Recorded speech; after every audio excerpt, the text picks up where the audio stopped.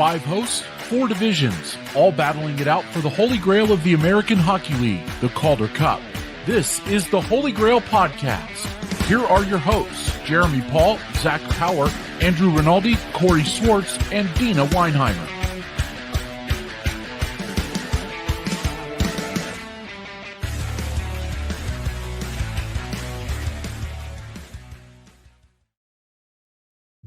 Well, hello, and welcome to episode 55 of Field Pass Hockey's American Hockey League podcast, the Holy GrAHL. This is the episode for February the 23rd, and we're here to give you a recap in AHL hockey for the past week. Now, on to our introductory question. I have to admit before we do that, though, so Zach Power, who is not here today, was in our script a little bit, and he just threw me off because in the middle of our little introductory paragraph, he just left a little "Zach was here" in there, and I almost read it, and yeah, it threw me off. So Zach, we're thinking of you today. Everything's good with him. Work schedule just got in the way, but anyway, so he threw me off already, and we're like a minute into the show. But anyway, guys, on to our introductory question. So we are in the beginning of what's basically going to be the last push for the Calder Cup playoffs. So which player from your B team is going to be the difference maker? And I'm not looking for, the guy that's been tallying everything all season long. I'm looking for that guy that's kind of flying under the radar right now, but will still be a huge difference maker as your team jockeys for the playoffs. Next. Not me. Poor Andrew. Jesus. Maybe if he was on one of my beats, they might have a shot, but other than that, I think I'm going to pass this one on to one of the guys over to my right here. Oh, I'm sorry. I didn't even think about that. I was supposed to say, right out the gate. right out the gate, just like, hey, by the way. Right. Normally I wait till the who's not section to start ripping on my beats, but here we're 2 minutes in. Yeah, well, for me, I'm Corey Swartz, to reiterate. I cover the Hershey Bears. It's hard for me to pick one guy from this category because I was about to say like the entire top line, but if we're going more depth guys, I think, I'm looking at the guys like, Connor McMichael, Hendrix LaPierre, the couple of the young kids there that Hershey has. I mean, obviously, we all know how great Ethan Frank is. He's an all-star. Mike Scarbosa is going to be talking about him a lot here too. Mike Vecchione. Those have been the three big guys, right? But I always like looking at guys like, McMichael, who's, obviously highly touted in his own right as a, former first rounder type of thing. But he's just the kind of guy, I said it when he was there during the pandemic season when, obviously there was no playoffs to talk about.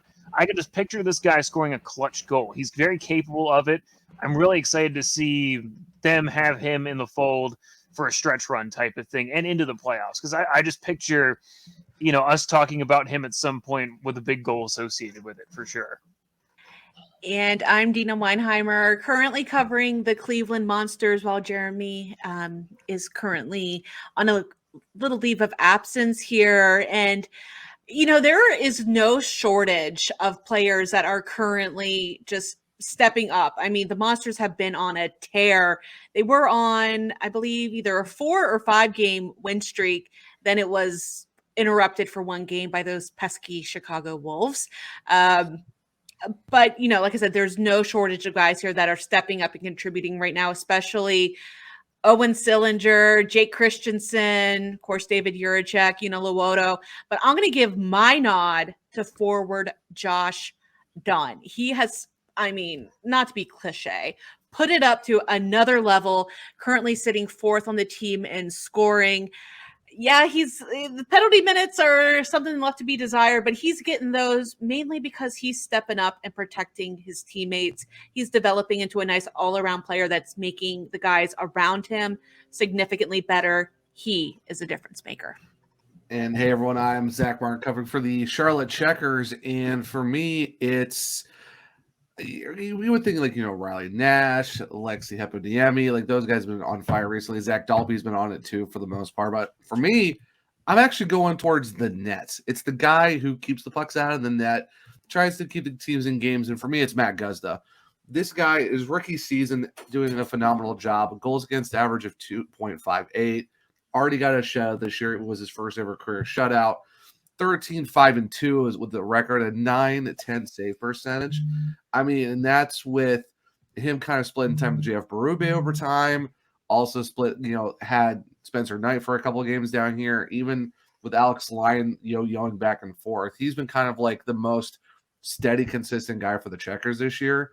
And I think if he keeps playing the way he is, you could definitely see a lot of more nods into the playoffs from Jordy Kinnear, because this kid, like I said, rookie year, it's just absolutely amazing. So I would say Matt Guzda is probably the guy that might be an under the radar sneaky good for the Checkers for the playoffs. Just the way he's been playing this year is just phenomenal. Solid picks all around, guys. But to go ahead and actually officially start the show, we do unfortunately have to start it on a bit of a somber note, as the hockey world has lost someone who has been around and made such a huge impact. But Corey has more details on that. Yeah, it was a very somber note. Last Friday, it was announced that Paul Jerrard had passed away following a battle with cancer at age 57. As a Winnipeg native, Jerrard played 10 pro seasons as defenseman, including 153 games with the Hershey Bears. He also won the Calder Cup as a member of the Bears in 1997. Had a lengthy coaching career, serving as an assistant in Lowell from 1998 to 1999. Hershey, again in 2003 and 2005, under the Paul Fixter era there, just before the Bears became affiliated with the Washington Capitals, believe it or not. Tail end of the Colorado days there for sure. Iowa, Texas, and Utica in the AHL, as well as coaching Colorado, Dallas, and Calgary in the NHL. And he was in his fifth season as an assistant coach at the University of Nebraska, Omaha. He is survived by his wife, Cheryl, and daughters, Catherine and Megan. And on behalf of the entire FPH crew, we extend our condolences to his family, friends, and all those who cared for him. A little bit of a nice tribute over the weekend as the Bears were playing the Charlotte Checkers on the radio side there for Hershey. Zach Fish on the radio for the Bears got to pay a nice tribute to him. And fittingly enough, it was on theme night for the Checkers that was Stick It to Cancer Night. So it was a remarkably lovely opportunity to have a tribute for him on the radio side there for sure. And Zach did a great job, as he always does with those kinds of sensitive subjects for sure. And Corey summed it up nicely, on behalf of, everyone here at the Holy GrAHL, across the entire Field Pass Hockey Network, of course, extending all of our best wishes and condolences to all of those who were close to him. So moving on, we are going to talk about our elite prospect of the week. So, of course, towards the start of every single show, it is time for the AHL Elite Prospect of the Week. Many thanks to our partner, Elite Prospects, the world's leading hockey resource for league, team, and player data. You can check them out over at eliteprospects.com. So each week we here at the Holy GrAHL select the AHL Elite Prospect of the Week, whether it's their on-ice play, some type of achievement, or something else that made them stand out. This is our pick for the top player in the last week in AHL hockey. This week, we are turning our sights to the North Division, to the Toronto Marlies, and Bobby McMann, who notched his first AHL hat trick to power the Marlies to a split in their home and home series with the Rochester Americans. McMann has 8 goals in 7 games since returning from recall to the Maple Leafs, 13 goals in his last 13 AHL contests overall. So congratulations to Bobby McMann on such a milestone, which we'll be bringing up again later. I'm not going to put the tone on just yet, but of course, all data is courtesy of our partners at Elite Prospects. Now we're going to go ahead and take a look at the news recap of the week. And last week gosh, it was filled with trades with AHL implications. But to get it started off, Friday, a 3-way trade sent the hockey world into a bit of a frenzy, and Zach has the details. Yes, so the Toronto Marlies have lost 2 key players in their on their team in the 3-way trade involving NHL teams, which was the Minnesota Wild and the St. Louis Blues. Mikhail Abramov and Adam Gaudette have been shipped to the Blues organization in a trade that saw Ryan O'Reilly and Noel Achari shipped to Toronto for the 2 Marlies and 3 draft picks. Also on Saturday, the Chicago Wolves acquired forward Zach Senyshyn from the Utica Comets for those dreaded future considerations. Now, Senyshyn has recorded 6 goals and 3 assists in 37 games with Utica here in 22-23, which is his 6th pro season. And he was acquired by an AHL deal with the Comets on October 3rd of 2022. Now, trades last week. Another thing that last week will go down for is the number of milestones that happened last week. There were a lot of them, so we got to do it. So highlighting the AHL milestones this week are hat tricks, first wins, and a 4-goal performance. I mean, do you like hat tricks? I mean, that's actually kind of silly. I mean, it's kind of a silly question. I mean, who doesn't love a hat trick? I mean, they're just absolutely amazing. Saturday was your day in the AHL. Syracuse Crunch rookie Lucas Edmonds, who had 3 goals in 27 games, recorded his first career hat trick, helping the Crunch snap a 5-game losing streak and an 8-5 win over the Utica Comets. We've already mentioned Bobby McMann Saturday, but also netting a hat trick were Springfield's Martin Ferk, all in the first period, by the way, and Rocco Grimaldi of the goals. Hat tricks upon hat tricks and just more hat tricks. So we heard you like hat tricks inside of your hat tricks, inside of your hat tricks, basically. And then on Sunday, turning to the Bakersfield Condors, Raphael Lavoie had the first 4-goal game in the AHL this season and an 8-4 win over the Gulls. Of course, we have to mention Ty Tullio's hat trick. Again, so many more hat tricks, but, Raphael Lavoie had to one-up it. It's not that often that a hat trick gets overshadowed, but such a big milestone for the first, again, 4-goal game in the AHL this season. Well, I heard you like hat tricks, but how would you like 2 hat tricks for the price of 1 in the same game? Yes, which please. Is on Sunday between the Hartford Wolfpack and the Lehigh Valley Phantoms. We had 2 hat tricks. If you're wearing the number 17, it was a good day for you. Let's just put it that way, because Hartford's Gustav Riedel broke a 17-game streak without scoring a goal. Again, another great number 17 there. He wears number 17 as well as the other gentleman that scored a hat trick in this game, Garrett Wilson. He scored, so Riedel scored a hat trick. Garrett Wilson scored a hat trick. Neither of them have hit double-digit figures in goals this season.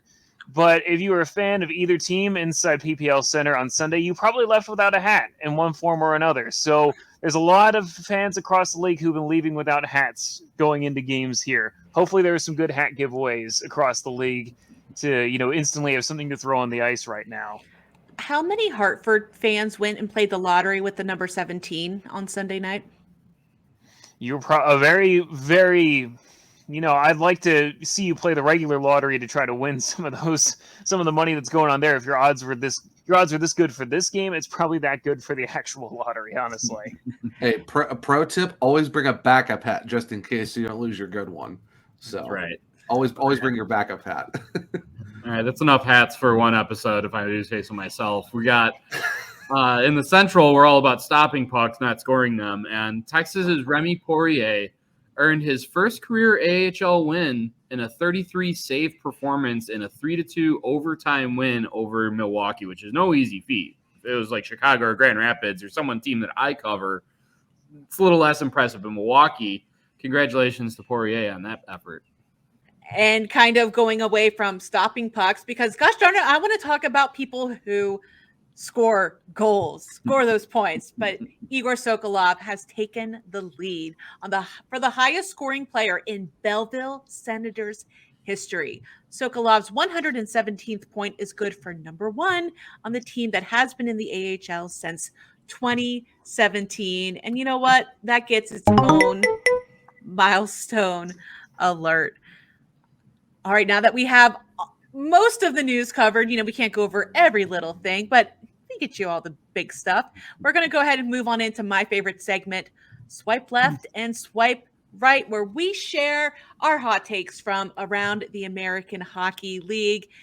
And just like always, if we like what the person says, we're going to give it a swipe right. If we don't like what they say, we're going to give it a swipe left. If we really like what they have to say. And guys, we're running out of time on these super swipes. If you haven't used it, super swipe up. We go in alphabetical order. Andrew, you are first. For sure. Now, my hot take comes from I'll say a passionate conversation that I had over on socials over this past weekend. And here in the AHL, it can be especially difficult for a passionate fan base to see a product that's not really picking up a lot of W's and it's there at the bottom of the standings. And trust me, as I've mentioned before, I know a lot about this. Now, my hot take from this aside is that when you're consistently delivering NHL-ready prospects on a timely schedule and they're consistently making contributions at that level, maybe kind of pump the brakes on calling for the coaching staff's head despite the record. I mean, I know that we all want to see the W's, but it's you kind of take things in perspective and realize that the player development takes such a precedence at this level. Obviously, the wins, you want to see them come with it, but sometimes, like I said, I think you just kind of need to pump the brakes a little bit there and look at the bigger picture over the season record. That's just kind of my take on it.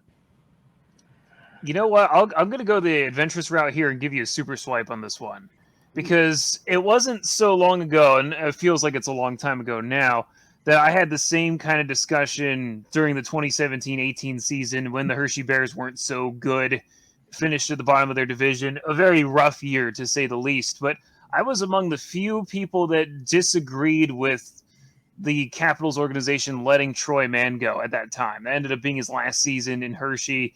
And I kept saying, I'm like, you look at the quality of players they had there. They had a sincere drop. They had promotions of players lost in free agency, you name it. The core was getting old, and they had, just off of 2 decently length playoff runs type. There's a lot of factors that, kind of didn't work in Hershey's favor that season. And they still let Troy Mann go, and it ended up working out fine because, they ended up picking up Spencer Carberry from South Carolina. All's well that ends well in a lot of ways there. But I was still against it at the time. And, I do think that, I agree wholeheartedly that at the AHL, especially if you have a longer tenured coach, what you're getting there. And that should factor in rather than your team is bad, therefore we need a new coach. I can get the whole, needing to start over in some circumstances. That's the case. But, for Hershey, it was just such a one season thing that I felt like I was the only one. I felt crazy at the time for thinking that way in some ways, because to me, it just felt like, overkill to, kick everybody to the curb and to seemingly start over. And of course, again, I was wrong. It worked out just fine. I have no complaints. Hindsight's 2020, of course. But, that was just my thought of it. So, what you're saying there kind of echoed in my mind, going back a few years for that too, certainly. I'm going to take a slightly different take on this, but I'm going to agree with Corey in you're getting your second super swipe here. You're 2 for 2, Andrew. I'm going to take it just because with Cleveland, I'm seeing it with the other side of a young coach. This is his first, for Trent Vogelhuber, his first year as a head coach. And I saw some people getting really anxious, like, is he the best guy for the job? The ultimate purpose of the American Hockey League is a development league, not just for the players. We see it with officials. We definitely see it when it comes to coaches. Give these guys some time, some leeway. Like Andrew said, if they are consistently delivering prospects up to the NHL that are at least fitting in, even if they aren't, making big contributions, but they fit in, they're not harming their team, they're doing well, that is a plus. May not be racking up all the goals, or all the wins, I guess, for that matter. But they're keeping the prospects. How do I want to word this? They're developing the prospects well. So yeah, my brain just died on me. I'm sorry. I'll go on to Zach. Andrew, we talked about hat tricks earlier. Here's your hat trick, my friend. You get a third super swipe. So, I mean, look for the checker side of things. I mean, Jordan Kinnear is doing an amazing job. And I think, like what Deana was saying, it's like if the coach is doing a really good job with their prospects, I mean, you looked at the Panthers this year. They had to call up. They've Corey Denisenko multiple times. My brain absolutely just stopped out of nowhere. I mean, they had Chris Tierney. They've had Zach Dalpe. They've had Alex Lina for almost like 2 months. They had Matt Guzda up there. So, I mean, they had like at least like 6 guys from Charlotte up there at one point. It shows you like, yeah, they're hurting, but the guys they brought up and they were still doing their jobs and still doing a decent job.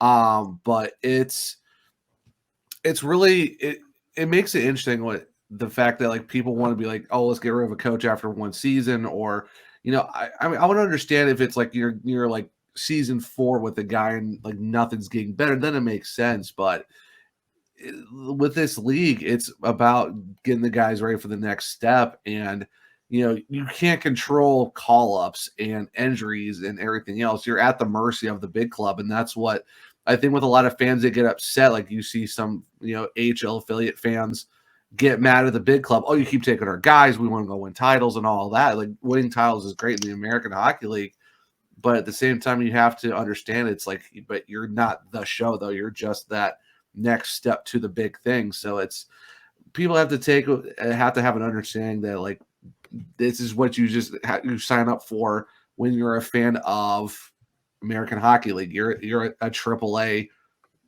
team in an organization that ultimately their main goal as the big club is to win titles, and you might lose guys over time and you're going to lose coaches at some point. It is what it is. So I think it's just everyone just needs to just understand that that's life in the A. Yeah, and selfishly, you look at it from the same perspective of saying that, hey, that almost means you have to almost do a better job at an AHL level of, utilizing AHL contracts and all that kind of good stuff too. All right, so for my swipe right, I figured I'd build a strong profile that anybody would want to swipe right on, which is not something that usually happens to me on dating apps, just for the record here. So all the ladies want to swipe right on this one. Is it Spencer Knight, who's, a goaltender, recent AHL grad. I saw this great picture of him on social media over the weekend that he's wearing a special mask from time he spent at a children's hospital. It features drawings from children he spent a day with, that all across his mask. And I thought, I'm like, that's so wholesome.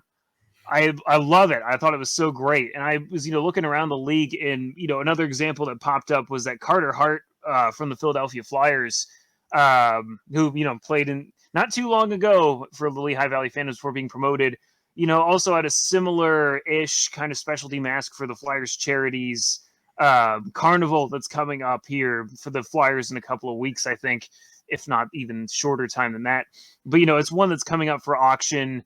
I loved the idea and the concept of specialty masks for goalies. Now, of course, teams really only play like, a couple of games with masks type of thing.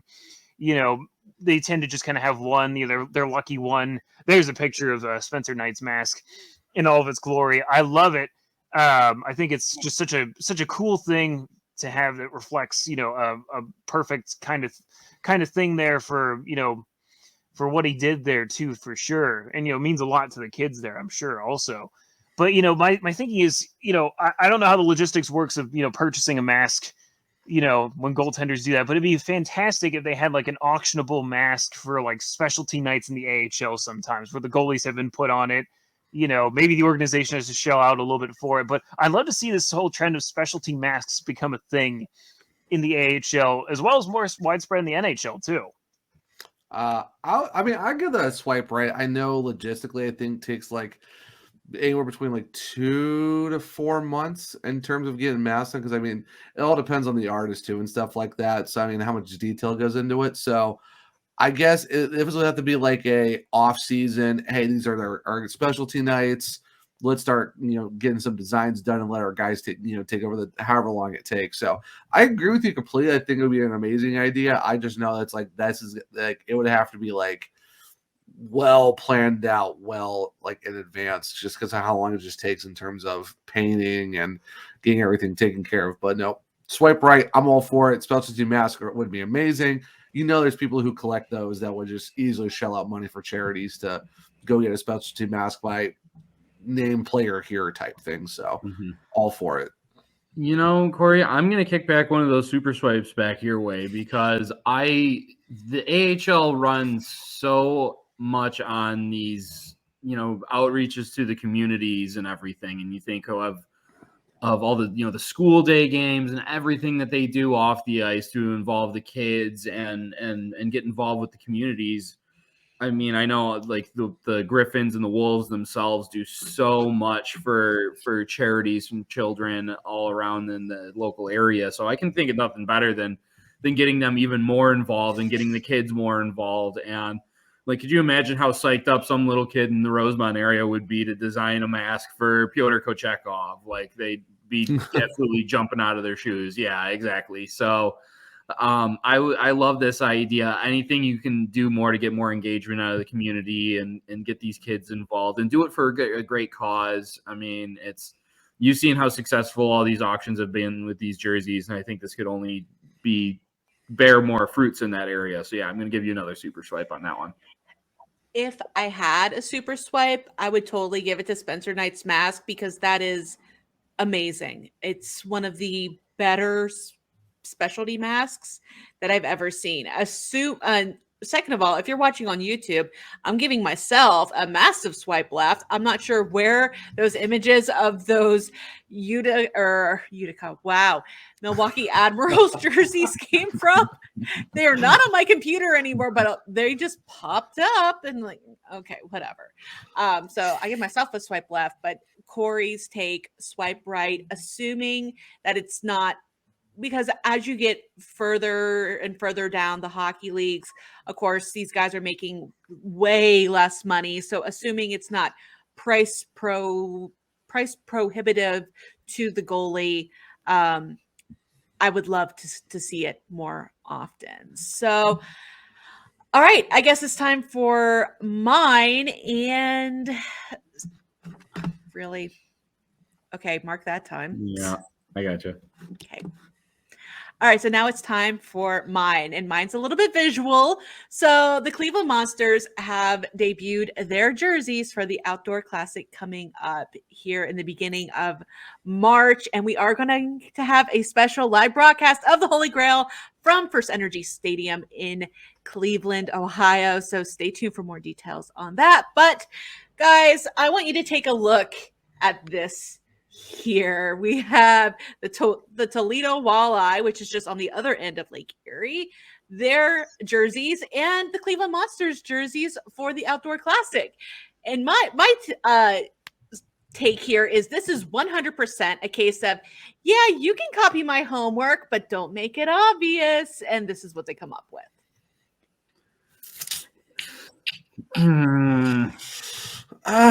I mean, for me, it would be like a hesitant swipe right because I mean the middle, like the monster head in the middle of the circle is kind of nice. It makes it very interesting, but I agree. Yeah, it's just kind of like a copy and like kind of change a little bit of things up. It's given me very like they could have used this on Batman Night, honestly, in my opinion. Like these are just it's like the Batman Night jerseys. It's just a different logo. Like what's the difference? It's like look at that. It is Batman. Like it's basically like if you ask Pam Beasley to give you two photos and find the difference, guess what? There is no difference. It's the exact same thing. Batman Night in this, it's like the same jersey. It's just they just swapped a different logo, in my opinion. So I'll swipe right for you on that one. But yeah, it's just like kind of like it's the monster head. It makes the only thing that makes this look that nice. Everything else, it's like, oh, Yeah. It's just another Batman jersey with a Toledo walleye feel to it. Yeah, the color scheme is the same. The logo with the blue ring around it. I mean, even the font looks similar. I mean, I just have to It look. is. Yeah. It Is the number font the same too? Because I haven't seen the numbers yet, but I'm assuming the way the C on the And the way the jersey C and that 4 look and the it 3 looks look pretty to me. close. It's very close. I found a picture of one of the alternates for Toledo, like the top, and of course one of the alternates for Cleveland. And the top of the A is different. One's kind of straight, one is more of like a separated block style, but Oh, it has the gosh. same flourishes on the A. So it's very similar. Again, here, you can copy my homework, but don't make it obvious. Oh my gosh, you made it too obvious. What were you doing? And the bad part is like they're not even in the same organization either. I don't think. So, like that just makes it even worse. Like you stole They another are not. team's. You stole No. another team's look from another organization in They're- the same state. In the same state, they're on the same lake. Like it's are. That's brutal. Yeah. That's brutal. Like, oh gosh, yeah. Like, No, so like if you gave some kind of tribute to the lake on there, I mean, other than the monster head poking out, like I like okay, like I see you're paying tribute to the walleye, but that's just a rip-off. So, Bring back the Lake Erie Monsters is all I have to say. I'll a- swipe right on that. honestly, they might as well have just gone back with the lumberjack jerseys at that point. At least that would have been a nice throwback to a historic Cleveland hockey team. But yeah, no, this is like you had all these ones to play in the South, and this is what you give us. It's like the Detroit Red Wings reverse retro 1.0 practice jerseys. It's like you could have done so much better. I have a hot take on hot takes compared to you guys, but like I don't see it. Like, I mean, like the circle, obviously, that's similar, and it's a shame that the font's kind of similar, but like I don't think it's as similar as it seems like to me. I mean, I'm obviously very biased. Blue's my favorite color, and so I kind of think that it gets the thumbs up from me for using a cool shade of blue like that. Front-facing Cleveland Monster is not nightmare fuel like front-facing Simpsons characters or anything like that. I think it's a pretty cool logo. Or any facing logo of the current Rockford Ice Hogs. I mean, Do not bring up no, Hammy. I know exactly No. where that was going. I was gonna nix it. No. No. I'm sorry. It's just I agree with Corey. Like, don't talk about him. he's always going to be talked The about. shoulders are the big, like that's the big difference for me in this scheme. But Also, look, it's also the striping a little bit. The striping's a little bit different because it's more Striping as blocky. well, It's really blocky, but maybe the lacing is a little bit Wait. different, but still, it's just like it's too kind of Look. close for me. Look at this stitching, though. It's like they were going to go another color, and then they realized that was way too close, so they swapped it back out. Look at this. Look at this. It's there.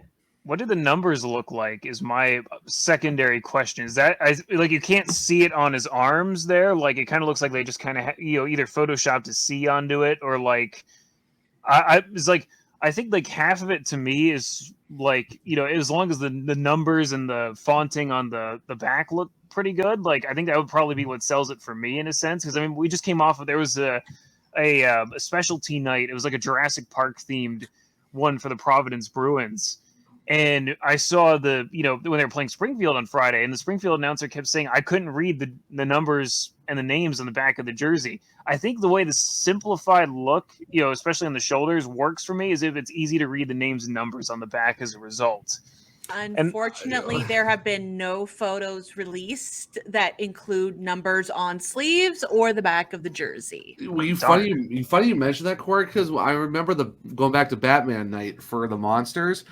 Deana, you're gonna have to help me out. The guy who does the calls for the Monsters on the AHL TV. That would be Tony Brown. He was just struggle busting all night trying to figure out the numbers because they were so like kind of close to the jersey color. He was having a rough time. So yeah, I have to see the numbers to see what it looks like as well. But yeah, no, like if the number color is too close to the jersey color, you're kind of just like throw your hands up and kind of guess who the guy is at that point. But yeah, I feel weird. I swiped left on this one because like I think they look fine. I'm like, I'm not sure if I'd be 100% dying to cop one right away type of thing, but I think they look okay for a specialty jersey at least. One night, 2 nights, I don't know. Well, I am hearing rumors. This is 100% rumor. I haven't been able to, corroborate anything yet, but there is whispers that the Cavaliers and therefore the Monsters are owned by the same person. They share similar color schemes, that they're going to be moving away from the wine and gold and going to a blue and gold. And this is kind of the teaser to that. That is what I'm hearing. So maybe this is kind of a prelude to next season. We'll soon see. As a Cavaliers fan, I absolutely say no to this. It's wine and gold has been wine and gold forever. At that point, go to the blue and orange like they did in the 90s. No. I'm not here for it. I'm swiping left on that. So mine, I was going to talk about the jerseys. Deana kind of stole my thunder on that one. So here's my kind of remix on. It's still involving the Cleveland Monsters, but here's my thing. I think so I talked about the Laval Rocket a few weeks back saying that they're going to do something and get their chance into the playoffs, but I'm kind of reversing it a little bit. The Cleveland Monsters are 7-3 in their last 10. They're only 2 points back of Laval for the 4th spot. Here's my thing. I think the Monsters are going to shock the world and make the playoffs this year, despite the fact that everyone thought they were just going to be, they're going to be dead last in the division, but they're a little hot streak they've been on. I think Cleveland's going to do a little bit of a shock factor and maybe kind of slip into that North Division playoff spot.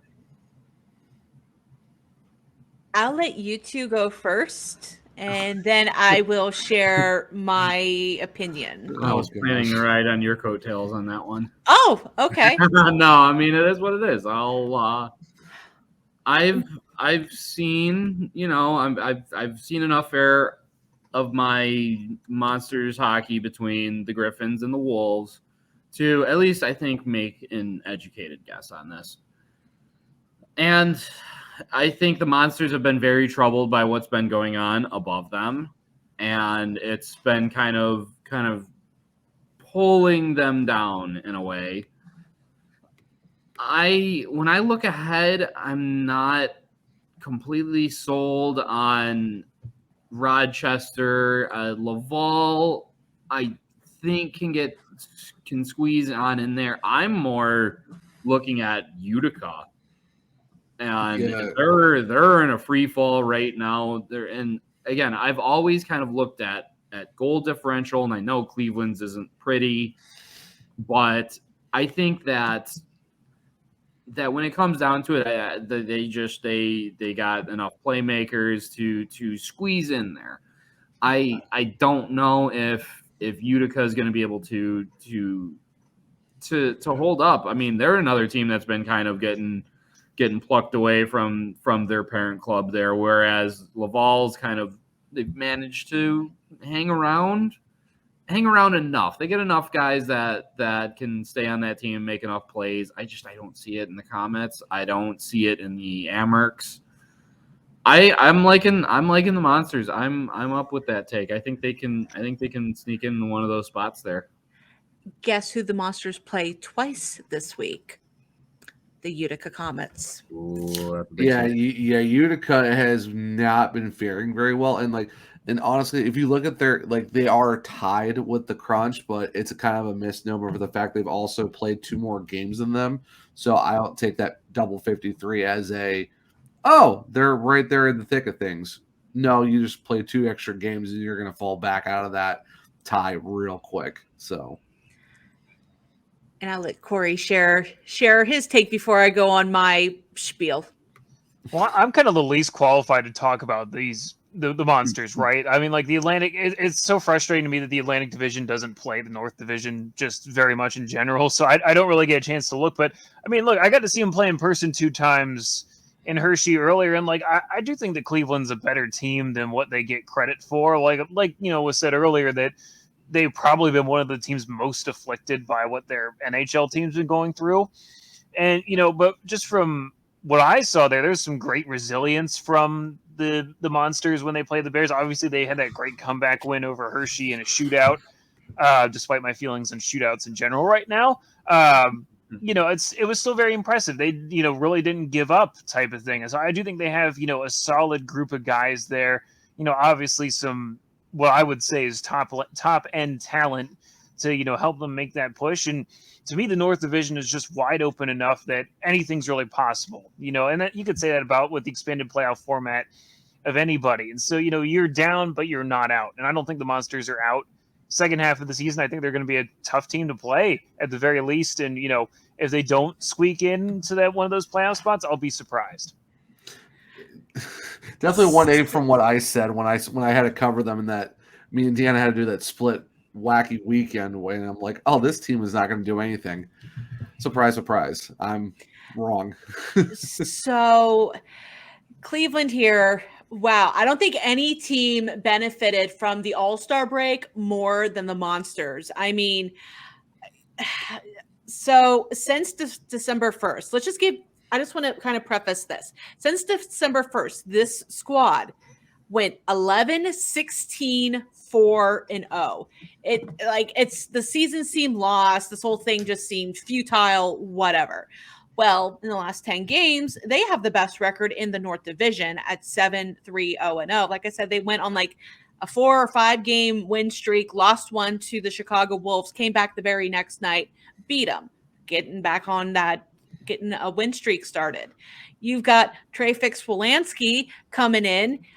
I mean, the season's not even done yet. He has over 50 points in a season, which, a little bit of trivia for you, that's only been done 3 times in the CBJ era. Any guess on who the other 2 were? Zach Dalby and Mark Letestu, both in 2018-19. Yeah, TJ Tynan was not involved. That threw head coach Trent Vogelhuber too. But this, I mean, Trent Vogelhuber said it best. I wish I could remember the exact quote right now, but he had talked about how this team, like, there's just a calmness to them. There's a confidence to them. This is the best they're playing, the best chemistry that they've had all season, and everything just seems to be going right for this team. They are only 4 points out of leapfrogging literally everybody that's below Toronto. That would put them up into second place. I mean, from 6th, it has to be a lock. They can't come back down, right? Please. I hope I didn't just think this. If I did, sorry. Yeah, swipe right. Oh gosh, Cleveland has to make it at this point. What is such a 1A from what I said, like, not even 3 weeks ago, where I was just like, yeah, done and over with, and it's like, well, never mind. I'll just start eating crow now. A little bit of rest did the bodies good. Trey Fix-Wolanski, like I said, when I was down there for that split series, like my series down there in Charlotte, like that kid was just all over the place. He is sneaky good. If people are still sleeping on him, which they shouldn't be, but yeah, I mean, he, especially this season, has come a long way. A lot of his recent points have been assists, which just tells you he is focusing more on what he needs to do to make his teammates better and just overall help the team out, become a much better team player. That shows a lot of maturity on his side. So we're going to take a quick look because we do have some rerolls coming up this week in our Wheel of Fate. All right, so last time we checked in on this, Zach had made a move to reroll on Jonathan Berggren that had been out practically all season. And the Wheel of Fate smiled kindly upon our resident Canadian in giving him Alex Barré-Boulet. That singular move jumped him up to first place by a large margin. He leads our group with 1,000. That's a milestone alert. 1,019.25 points. Trailing behind him, Corey is in second with 873.75. Andrew at 843.5. I'm in fourth at 836.25. Andrew, I'm right on your heels. I'm coming for you. And Jeremy is in fifth at 751.25. For those of you that haven't been here since, the start of the season, this is kind of our take on AHL fantasy hockey, where we have our starting lineup. We have kind of a point scale for goals, assists, power, specialty teams points, shutouts, not save percentage, but like saves and wins and shots stopped and all that stuff. So that is the current standings. And I understand we have some rerolls. So I'm looking at definitely rerolling on a goalie. Andrew is looking at re-rolling on a forward, maybe a goalie, and Corey maybe a forward. How are we feeling about this, guys? Are you still wanting to tempt fate here? Yeah, after Zach, I have to make a move here. I can't just wallow around in the third spot. Something's got to happen with this squad. Hey, at least you're playing. I'm just here for moral support. Well, we appreciate the moral support. Yeah, go everybody. Woo! All right. Well, let me get this wheel all kind of set up here. All right. Yeah. Okay, cool. So who would like to go first? Or are we just going to do ladies first and we'll just see the rules? Go ahead. It's all you. Okay. Come on, wheel. Don't put it in my hands, because I'm still getting mad at from last time. Okay. So my goalie is going to come from the Colorado Eagles. Do we have anybody in Colorado? Not in goal. Not in that, no. Okay, let me pull up my goalie stats here. Jonas Johansson and Justus Onanen. So it's really like a 1A, 1B you got going on there. Right. Well, neither of them have a shutout. That's okay. The Onanen's got more saves and more wins and more games played. This is really tough. I might go Johansson just because he's got the better goals against average and the better save percentage. But again, it's a 1A, 1B thing. You got to figure if something happens up in Colorado, Onanen would be the guy maybe to get the call. I don't know. This one's difficult, but my gut's saying go with two J's are better than one. So instead of Justus Onanen, I'll go Jonas Johansson.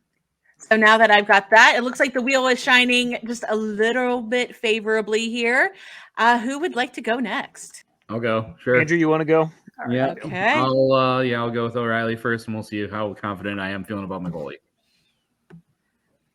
Wilkes-Barre Scranton. Oh man, there's so many good guys to get from Wilkes-Barre Scranton. Yeah, I want to say the obvious pick would be Alex Nylander, but I'm gonna ask Corey for his thoughts on it because I know he's our resident Atlantic guy. There's a trio of guys there, really. I mean, to me, I think Nylander seems to be the obvious one, but you couldn't go wrong with, Philip Hollander or Valtteri Puustinen. Oftentimes, those three guys are all kind of connecting together with each other. So, I mean, I would say that's probably a solid trio of guys if you're looking for a forward for sure. I would say Puustinen. Yeah. But I do think I think my gut went with Nylander there, and I like Puustinen a lot. I've from the few games I have seen of Wilkes-Barre, he's always kind of popped out to me, but he is a power play specialist too. Yeah. But in Laval, Nylander's hands were some of the smoothest I saw in the whole game, and he was really impressive, especially in the shootout.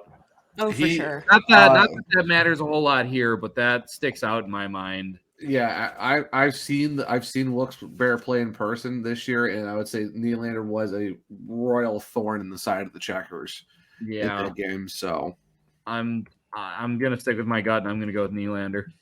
All right, Corey, are you ready? Yeah, I think I'm going to go on Alex Galchenyuk. I think it was a good experiment, but it hasn't. I think it's been harming my team a little bit more than it's been helping at this point. So we're going to see what we could do here, maybe to improve our fortunes here just a little bit. And let's see if we can't get you in the Eastern Conference. That'd be nice. I can actually maybe know something about someone I get. But... Pretty much all of Corey's team is Western Conference. So we're taking him out of his comfort zone. So let's see here. Eastern. Hey, the Springfield Thunderbirds. Oh man, there's a couple of tough picks there, honestly. Yep. We haven't really picked from anybody from over there, have we? I believe this is our first Thunderbird. Yeah. Oh, nice. Confirmed. Ooh. That's a tough one. You got Marty Ferk. I'd be down between Marty Ferk and Matthew Highmore for me. I would go Ferk in my opinion. But that's just me. It's hard to go. It's hard to go against the 109 mile an hour slap shot. I was supposed to say Matthew Highmore is one of the more consistent guys. I mean, you even have some death picks in there, like Matthew Pekka, I think is one. I mean, so when you pick someone at this point, does their existing stats factor into this, or is it just everything they produce after this? Yeah. Nope, it is everything that they have done up to this point in the season. So okay, that totally changes it, because I may have gone with Pekka if he had the full season, but I think I'll go with Marty Ferk. Just because I think, great pick. Great pick. The other problem with that is that Matthew Highmore is currently listed as inactive, and Marty Ferk is one of the few players in Springfield that St. Louis has not touched this season so far. So I think that kind of throws it over the edge there in my book. It's really weird too for Martin Ferk. You look at his career, like he was with the Hurricanes at one point, he was with the Kings. It's just like whatever reason, like a lot of these teams don't give him a huge shot in the NHL, but he thrives in the AHL. Yeah, it's one of those anomaly kind of picks for sure. But I'll also pick him because I was secretly hoping the Bears might have been in on him in the Marty Ferk sweepstakes over the summer that unfortunately the Thunderbirds won out on, it seems. So this just seems right to be able to put him under one of my teams here in some way, shape, or form. All right, I'm sitting here. Do I roll for a goalie? Do I tempt fate? Tempt the fate. Tempt the fate. A2 Makaniemi is not doing it for me. Get a goalie. Do it. Just do it. Do it. Do it. No! San Diego! No. Wait, though. They do have a good goalie, though, in San Diego. Who? Lucas Dystal. Oh, true. He's up right now, isn't he? No, is he? Up there forever, he is. Oh, all right. Well, yeah, that's even worse then. Never mind. No. Wait, is he because up because of an injury, or is he up because Anaheim is no one else? Yes, the chaos that I bring thrives well on the Holy GrAHL. Yes. I'm trying to look up like an Anaheim roster here for you real quick so you can know if it's like a long-term thing or man. I'm trying now. Go from worst to worst. They have Ole Eriksson Ek with a 5.13 goals against average and Gage Alexander, who has played a grand total of 2 games. You could pick Daniel Manella. He's oh my god. Okay, so for those of you who don't get the joke and you're on YouTube, take a look at Daniel Manella's thing here. Okay. Oh my. Two games played, 8 minutes and 55 seconds worth of game time, 6 goals against. That gives him per 60 a goals against average of 40.37 and a goals against or a save percentage of 5.38. Go into his player profile though, because last year Daniel Manella was an emergency replacement there for the Chicago Wolves because they were just like literally picking up beer leaguers off the streets. And look at that. Yeah, he went from a goals against of 1.19 to over 40. Look at his save percentage. His save percentage is .538. I feel so bad for him, and that just tells you everything you need to know about the San Diego Gulls. So just get the top guy for the goalies. There we go. Reroll. I get Coachella Valley. Wait, is that legal though? Can yes. you get a reroll on a reroll? Yes. Reroll. It costs a reroll, but she can do it. I can do it. I had to. So are you going to forgive me now for not giving you Coachella Valley last time? This was the Fates smiling on me and going, haha, we just wanted to see if you would actually do it, but we will reward you with Joey Decord. Thank you very much. Oh my gosh. Oh, my heart about stopped. Oh. Think about the content we're going to have now just because of that. Wait. I screwed this up. Uh-oh. What? Because I'm supposed to be looking at a forward right now. I already did my goalie with Jonas Johansson. Oh, no. But this is okay. Wait. No, okay. If you're going with the forward, you got to pick out I'm going to call a... Thank you, can Andrew. Still re-roll. You re-rolled on re-rolls. Jeremy re-rolled on re-rolls. Yeah, but you're changing position, though. You're changing position. No. No goal. It's gonna cost you. It's gonna cost you that same re-roll, though. It's gonna. Well, yeah. Okay.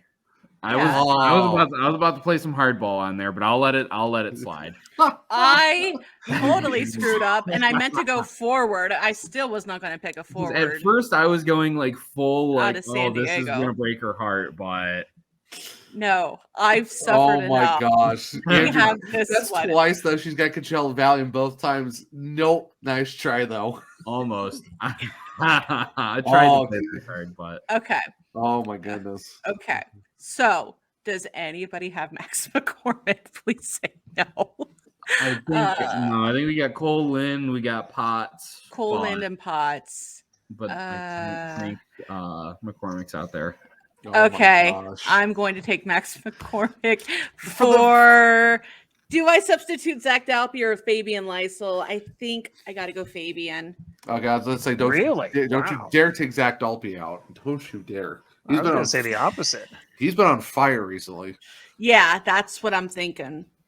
So is Lysel, honestly. Don't make me second guess this. Okay, I had Lysel in my head. Yeah, I'm sorry.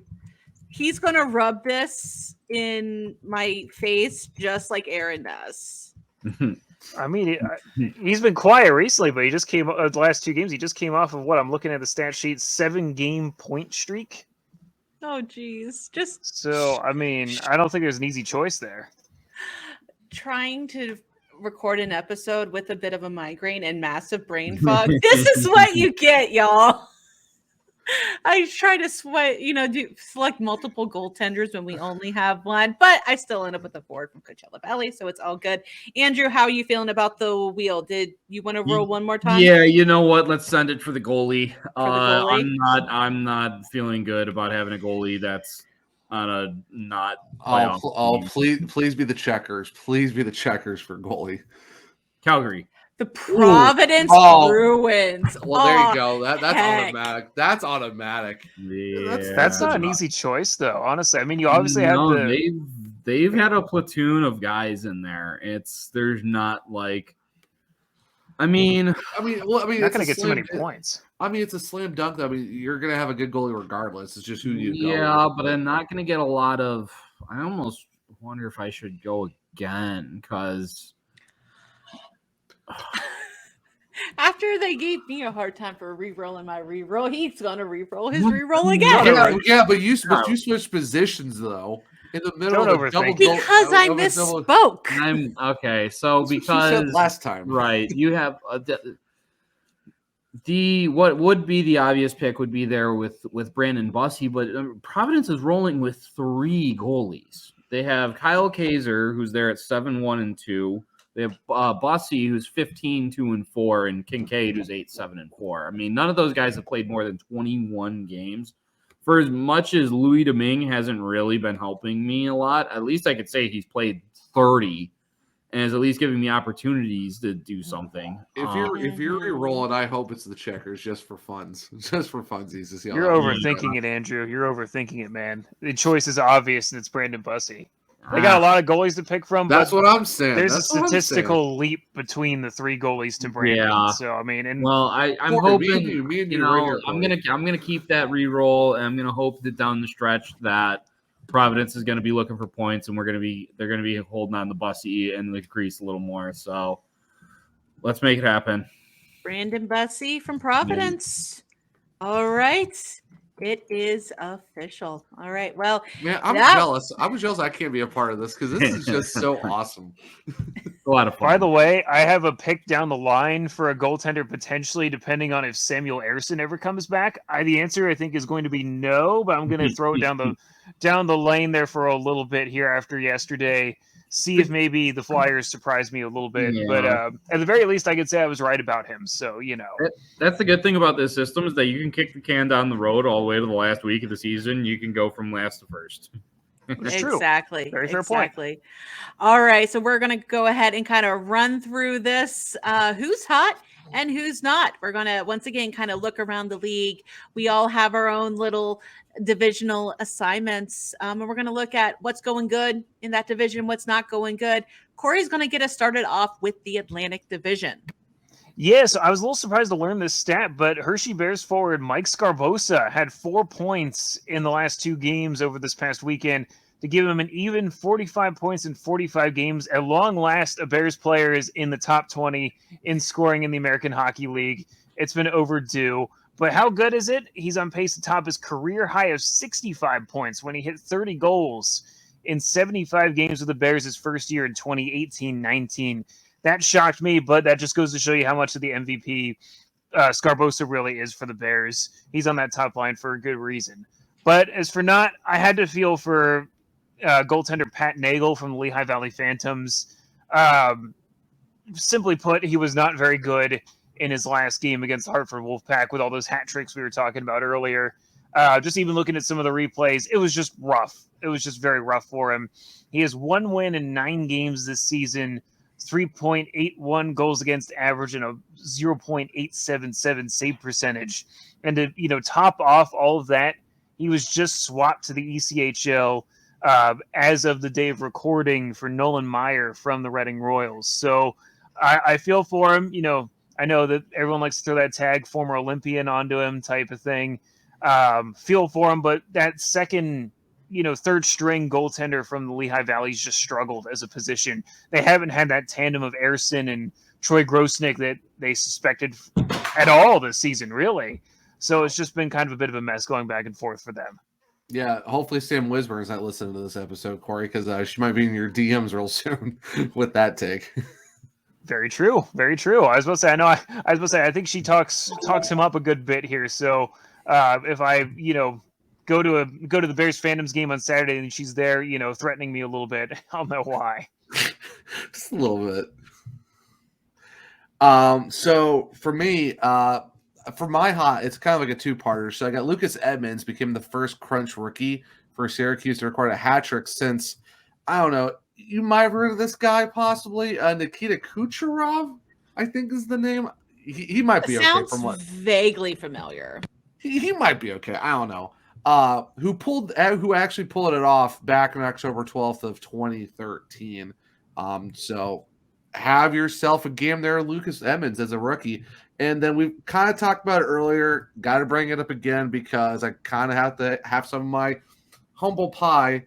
But the Cleveland Monsters are on an absolute tear. I mean, 7-3 in their last 10. Deana said it earlier, they were on a pretty lengthy win streak. They're only 2 points back of Laval. They're only like 4 back of Utica for third. I mean, right now it's just the Monsters can't. They're terrorizing the North Division right now, and that's just how it is. And then for my not is the Utica Comets. They are absolutely playing a miserable hockey right now. 0-4 in their current streak, 2-7, 0-1 in their last 10.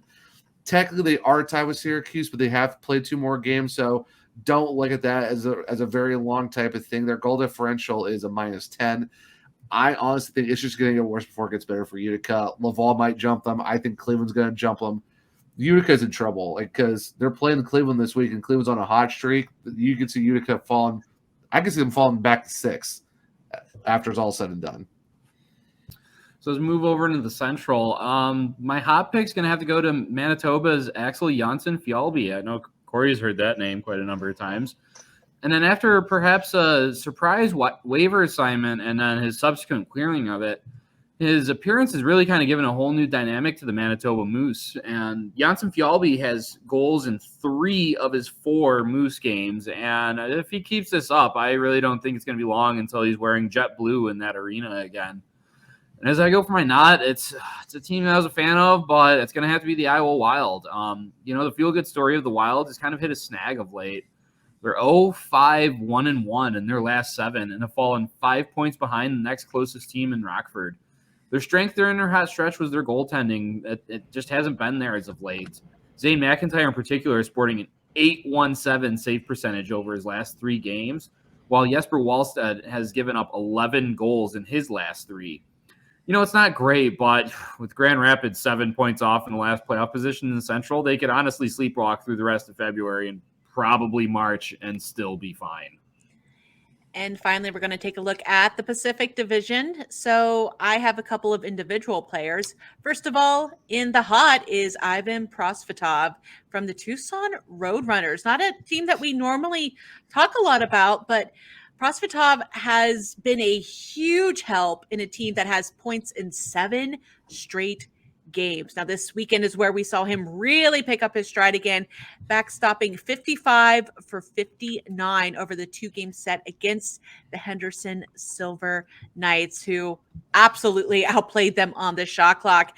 And then looking in the not, unfortunately, Michael Hutchinson is going back to stereotypical bad Michael Hutchinson things, losing his last 6 starts, bringing him to a season total of 1-5-1.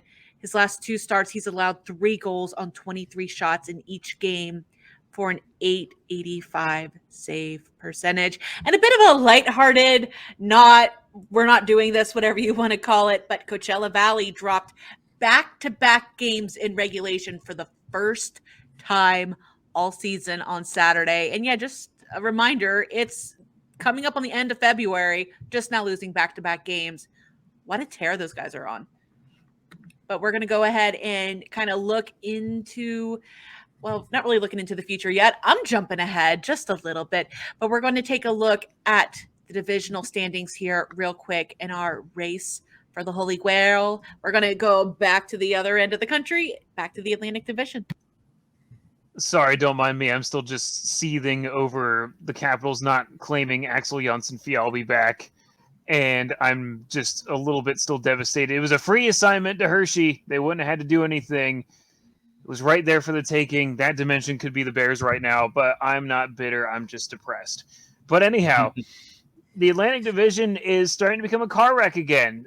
Stop me if you've heard this one before. There's a pile-up at the bottom of the division standings for the last playoff spot. Wilkes-Barre's at 49 points, Hartford at 51, Bridgeport in the last spot at 52, and Lehigh Valley at 55. That 5th spot is now attainable for somebody. Lehigh Valley, the right combination of teams won and lost to keep that, kind of within and together here. Springfield's 1 point above Lehigh Valley in 4th at 56. And then it's a little bit of a jump by 6 points to Charlotte in 3rd at 62, Hershey in 2nd at 69, and Providence in 1st at 70. So, the Bears can, just narrowly missed on evening up with 1 point there to, possibly jump back into that top spot there. Who knows? But it's wide open. All the spots are wide open. It's far from a set positioning there. By virtue of the Bears taking 3 out of 4 points against Charlotte over the weekend, that really prevented that series from becoming more interesting for the second place there, as the difference is still 7 points. So I still think it's wide open. There's teams like Wilkes-Barre that I think are just really underperforming right now. They've been obliterated by their NHL team in Pittsburgh there, really. So I really think if they get enough players back, or, just some semblance of stability there, you're looking at a whole different standings board potentially when they start getting better here. So to me, I've been pumping their tires for a little while now. Eventually I'm going to have to maybe pump the brakes on it eventually, but I like what I see out of them. So they're well coached. They have some of the pieces there. To me, it's just a matter of some sweet stability for them. So that's kind of my X factor here. But yeah, it's just kind of turning into that car wreck again, and you hate to see it. You wanted to see some, if you're one of those teams in one of those bottom spots, you were hoping that would change, and it hasn't. I mean, Corey, I'm going to have to steal your shtick there a little bit, because the North Division, basically from second to about sixth place, it's all a car crash, basically. So seems like we have a little backup there on the North Division as well. I mean, you look at the Toronto Marlies are still way ahead. They're 20 points off on Syracuse, 6-3-1-0 in their last 10. I mean, at this point, it's just the Toronto Marlies are going to win the North Division. It's a done deal at this point, unless something catastrophic happens. Syracuse 5-4-1 in their last 10. They're also on a 2-game winning streak. They are tied with Utica, but that's going to change really soon, because we talked about it already. Utica's fallen off really bad right now. Laval 1-0-1 on a current streak, 5-2-3 in the last 10. They're only 2 points back. The Airmerks are only 1 point back of Laval. They're 3-6-1 in their last 10. Obviously, talking about the Cleveland Monsters, they've been on a roll as of late as well. So that's just another team to keep an eye on in a really close 3rd through 6th part of the division. And then Belleville is kind of there. They are 4 points back at Cleveland, but 4-5-1 in the last 10. Not really going to do the job for them. So right now it's kind of like a 3 through 6 is really close. You would say 2, but like I said, Syracuse has got a couple games in hand. They're going to start pulling away from the rest of their group, but there's a lot of spots open up in that North Division, in that North Division pile up that we have, copying the Atlantic Division. Guys, I don't know if you know, but we have a new king in the Central Division. Riding a 6-0-1 streak, the Milwaukee Admirals have jumped ahead into the number 1 spot there. Now, Texas isn't going down without a fight. They actually remain tied in points. They have 64 apiece there. So it's not just Milwaukee's race just yet, but Manitoba, they're making some noise. They take the leap to number 3 with their own 6-game point streak there. Rockford and Iowa kind of continue to jostle away at that 4 and 5 spot for playoff positioning. And I think we can kind of call them the playoff teams at this point, because, again, you got Grand Rapids and Chicago. I don't know how many times I can say that about the last 2 spots in this division. That's where they are. That's where they're chained to. They're not getting out of that basement. It's shut the door, throw away the key. Do we need a patented Holy Grail moment of zen for Andrew? Just breathe in, hold, and release. Yeah, well, I mean, whenever we get to talking about the Central, at some point, you can only go so far down the standings before you get to that stink where my beats are, and from someone who's been, either covering or closely following Cleveland all season, I get what that feels like. Now I'm finally getting a little bit of the other that you got to enjoy all of last season. So yeah, I was about to say, let's not act like Andrew didn't get to have all the fun last season here too. This is like right? when your friend wins in Mario Party and the next game they're in last, and they're like, "Oh man, I have it so rough. I'm all the way in last, and all my stars got stolen in chance time or something." I'm not living in the past here, folks. I'm living in the moment. Gosh darn it, he's living in the present. Can we give Corey a swipe right for the Mario Party reference? Yes, absolutely, Always. absolutely. All here right. for it. And we're going to look into the 10-team Pacific Division. Another team that's living in the present, the good old Calgary Wranglers. They are starting to pull away a little bit here with 74 points, but not, too far ahead. Coachella Valley is in second with 68 points. And honestly, with the Pacific Division, the bulk of the race right now is going to be between 3, 4, and 5. So you got the Abbotsford Canucks, the Colorado Eagles, and the Ontario Reign. Abbotsford, 62 points. Colorado Eagles in 50 games with 61 points. Ontario Reign in 49 games with the same amount of points. So, just 1 point separating those two teams. Then here's where the break happens. We already talked about the Tucson Road Runners. They are in 6th place with 50 points. So they are 11 back of the 5th place Ontario Reign, 4-6-0, but on a 2-game win streak. So, that's commendable. 2 points back from them are the Bakersfield Condors. Actually, they're starting to warm up a bit, going 7-2-0-1 in their last 10 on a 2-game win streak. Who knows? Maybe they'll start closing that gap with Ontario a little bit. Then the San Jose Barracuda, 46 points. Then you got Henderson Silver Knights way back with 37. And then the San Diego Gulls. There's a reason why I had the reaction that I did when I ruled San Diego, because they have won over 51 games, 14. They have lost 36, one in overtime. Good for 29 points and a .284 percentage. Has there ever been a team this bad? I don't know. It's hard. It's hard to. Let's see, the Colorado Avalanche of whatever year it was in the NHL. So yeah. Okay, fair. All right. Well, we're going to go ahead and look ahead into our game of the week picks.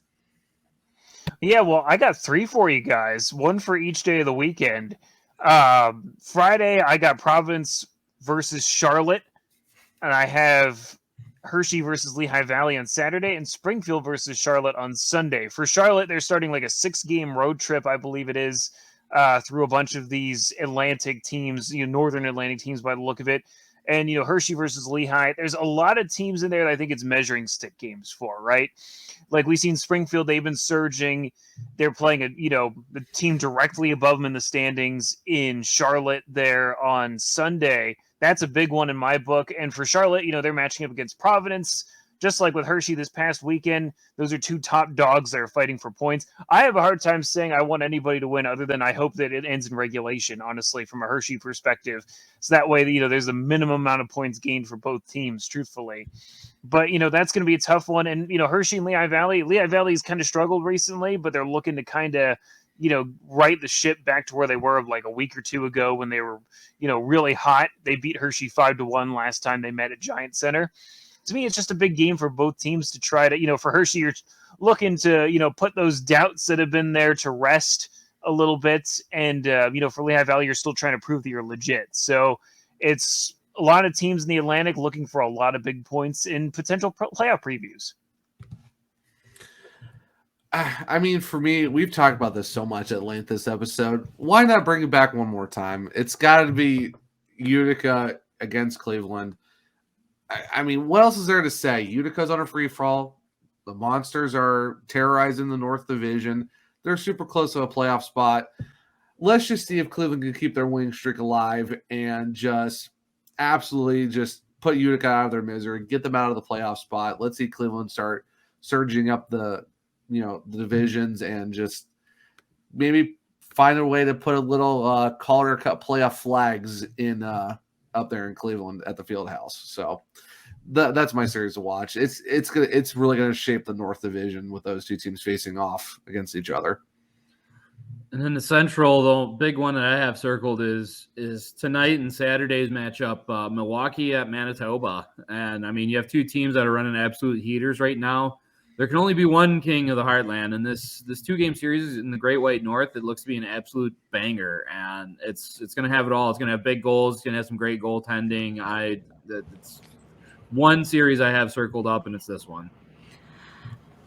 In the Pacific, give me the Friday and Saturday series between the third in the Pacific Abbotsford Canucks and the fourth place Colorado Eagles. This is, I mean, a little mini series that could potentially be a preview of a playoff series come, this time in whatever the schedule is, March, April. But as of recording on the 21st, again, only 1 point stands between these two teams.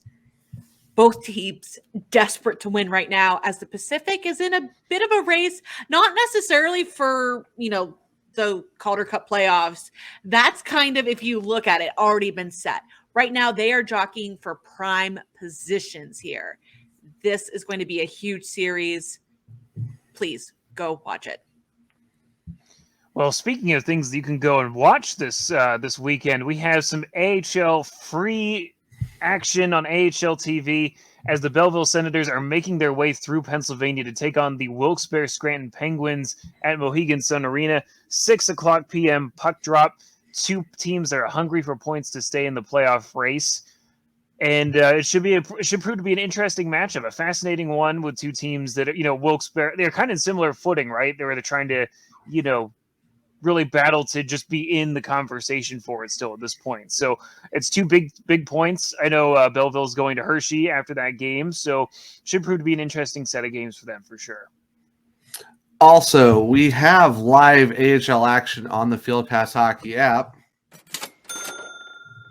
as the Charlotte Checkers played 3 games this weekend. Friday, February 14th, they're starting their 6-game road trip, like Corey said, in Providence at 7:05 p.m. Eastern on Friday night. Then the next day on Saturday, they're going to Bridgeport to play the Islanders at 7 p.m. Eastern. And then the next day, they get to travel to Springfield to play the Thunderbirds at 3:05 p.m. Eastern. You can download that on the Google Play Store and the App Store to listen to all live Checkers games on there.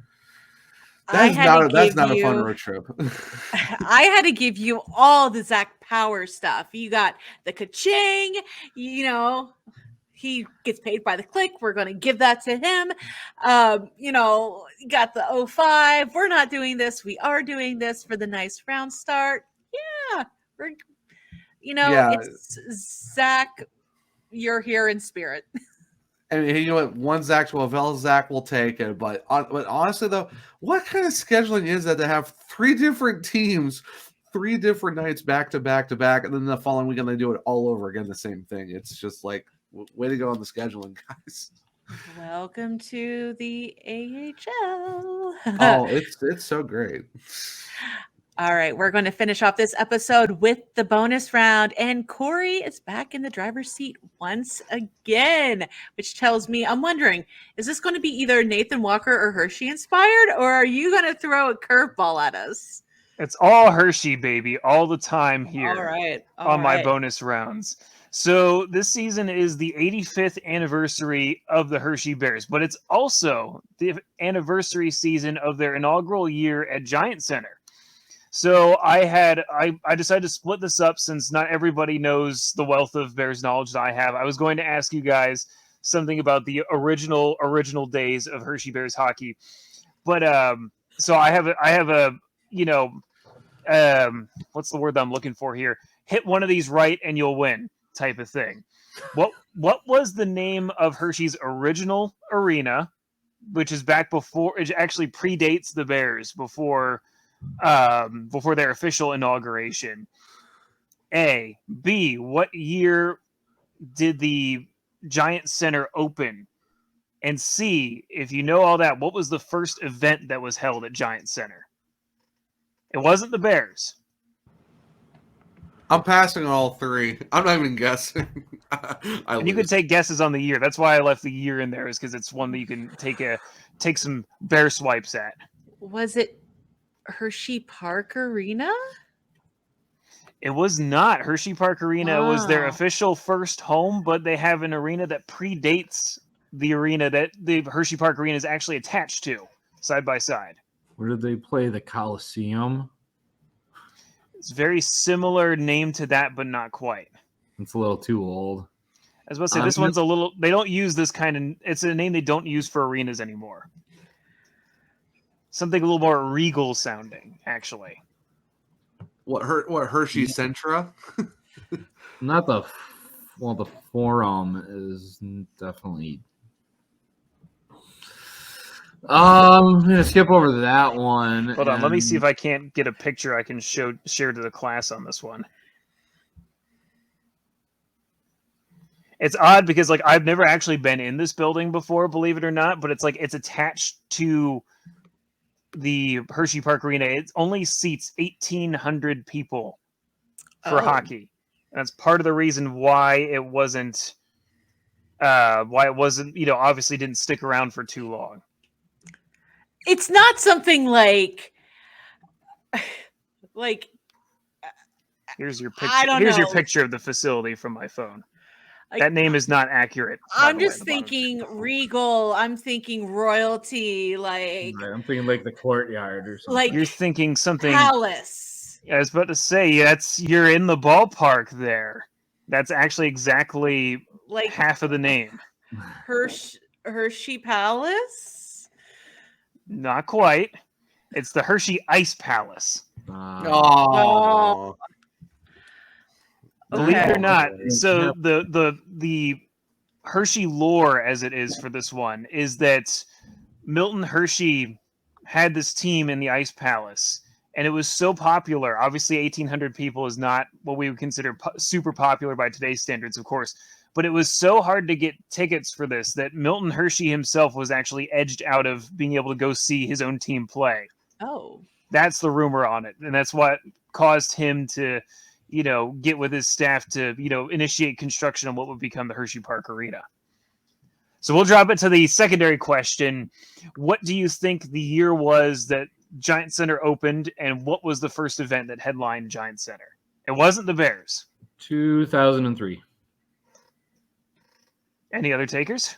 2011. It's an anniversary this year, too. Okay. Would that be 2002? Deana has this one. It was the 2002-2003 season was the inaugural Giant Center season. So we are officially celebrating 20 years of the Giant Center, which is very hard for me to believe. That's what I was. Okay, I'll concede it to Deana. I was like, wait a minute, 20 years. Any guesses on the first event? It had to be either an AC/DC concert. I was gonna say a concert of some kind, either a concert or a circus. It was a concert. 2002. Who was touring in 2002? Like, it's would an it be unlikely one. It's an unlikely one. Would it be It's like a little unlikely, like at least compared to what they do now. Or Red Hot Chili Peppers. Country's a good guess because decades. They featured tons of country artists between Hershey Park Stadium and Giant Center, but it's actually not country. Believe it or not. Was it Korn? Nope. That's so out of left field. Is the artist still alive today? Yeah, I believe so. Yes. So we're talking old. Not Was it like- overly old. Billy Was Joel? it like Paul McCartney or something? I don't know. Nope. It's more low. No, it's not low. I'll say it's low. I'm not very musically inclined. Let me just put it this way. Like I know very little about music, but Cher was the first performer. Oh, I love Cher. Ever. Low key, yeah. At Giant Center. Cher's not low key, and yes, she is quite old. I think she's in like her 70s. She's 76. Damn. I believe that. But yeah, Cher was the first ever event held at Giant Center just a couple of weeks before Hershey's inaugural season kicked off at Giant Center. All right. Well, awesome bonus round once again. I have learned more about everything Hershey Bears this season than I ever thought I was going to. But all right. Well, guys, that's going to be it for the Holy Grail this week. If you would like to see or hear more of us, and Zach Power put another note in here that he was here as well. But yeah, if you want to see or hear more of us, please subscribe to us on YouTube. We have our own channel. Just type in the Holy Grail, GrAHL, and you'll find us. And of course, wherever you listen to your favorite podcast, we're there too. Also give us a follow on Twitter at the Holy GrAHL. GrAHL. And also check out all of Field Pass Hockey's other podcasts featuring Matthew Harding and Jason Mouse as they break down the ECHL's Wichita Thunder and chat with some of the team's legendary players on the Rolling Thunder podcast, airing bi-weekly on Field Pass Hockey, and also Syracuse Speaks with Alexander Ackerman, which of course is all about the Syracuse Crunch. On behalf of Zach Martin and Corey Swartz and Andrew Rinaldi, and I'm sure Zach Power as well, just on behalf of all of us here at the Holy GrAHL, thank you so much for tuning in. We hope you have an amazing week, and we'll catch you next Thursday. Bye. This has been the Holy GrAHL Podcast. Have a question or a topic suggestion? Hit us up on Twitter or drop us an email. For the latest news across the American Hockey League and the rest of minor league hockey, download the Field Pass Hockey app, now available in the Apple and Android app stores.